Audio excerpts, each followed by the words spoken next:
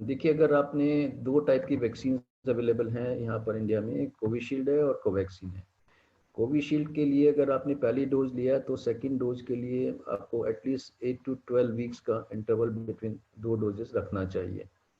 और 8 से 12 में जो रिस्पॉन्स आएगा वैक्सीन का वो 4 से 6 से बेहतर होगा। जहाँ तक कोवैक्सीन की बात है तो उसमें दो डोजेस के बीच में 4 से 6 वीक्स का, हफ्तों का जो डिफरेंस है, फर्स्ट ड्यूरेशन है फर्स्ट और सेकेंड डोज के बीच में, वो एडिक्वेट है, मतलब इफेक्ट। देखिए, अभी ये बहुत ही ट्रिकी क्वेश्चन है क्योंकि अभी वैक्सीन्स को जो ट्रायल्स हुए हैं उसमें अभी 2 से 3 हफ्ते का ही ट्रायल पीरियड है जिसमें लोगों को ऑब्जर्व किया है।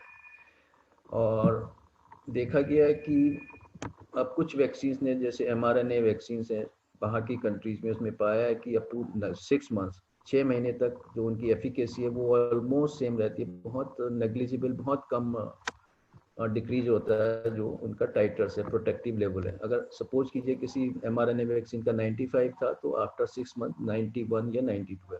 बहुत ही कम ड्रॉप है अगर टाइटर्स देखें तो इससे हमें पता लगता है कि एटलीस्ट 6 मंथ्स तक तो ये वैक्सीन एफिकेशियस है एटलीस्ट, बिकॉज इतना ही हमें ड्यूरेशन अभी इनका लाइसेंस हुआ है जो ट्रायल इन्होंने स्टार्ट किया था। ये ज़्यादा भी हो सकता है और होपफुली कि 1 साल तक ये शायद जाएगा, बट अभी ये कहना मुश्किल है। बट एटलीस्ट 6 मंथ्स तक का तो एविडेंस हमारे पास है।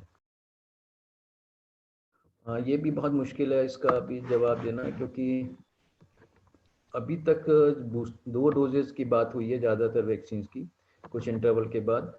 बट इसको हम अभी रूल आउट नहीं कर सकते कि ये डिपेंड करता है कि वायरस का, कोविड का एपिडेमियोलॉजी क्या होता है कमिंग मंथ्स में, ईयर्स में।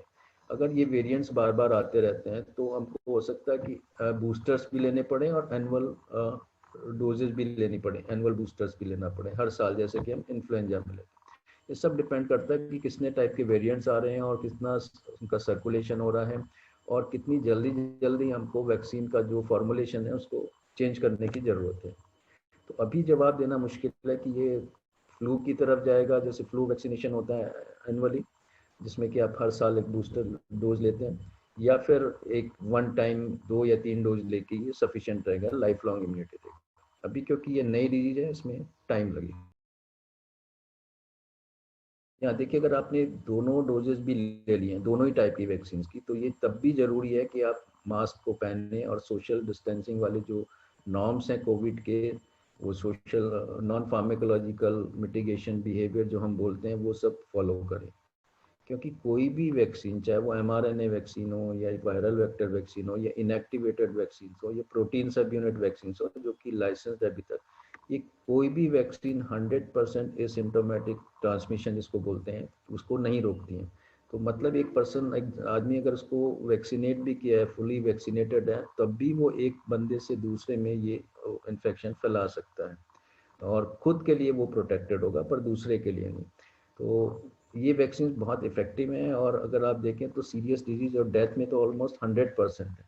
बट एसिम्प्टोमेटिक ट्रांसमिशन मतलब आपको वैक्सीनेशन होने के बाद भी आप नॉर्मल है पर फिर भी वायरस आपकी नाक में रह सकता और एक से दूसरे में जा सकता, उसके अगेंस्ट 100% नहीं है। कुछ वैक्सीन लाइक mRNA वैक्सीन ये आया है कि they are quite effective up to 90%, पर स्टिल दे आर नॉट 100%। तो मैं यही कहूँगा कि सभी को कम से कम ये मास्किंग तो जरूरी है, हैंड हाइजीन रखना जरूरी है, सोशल डिस्टेंसिंग मेंटेन करना जरूरी है।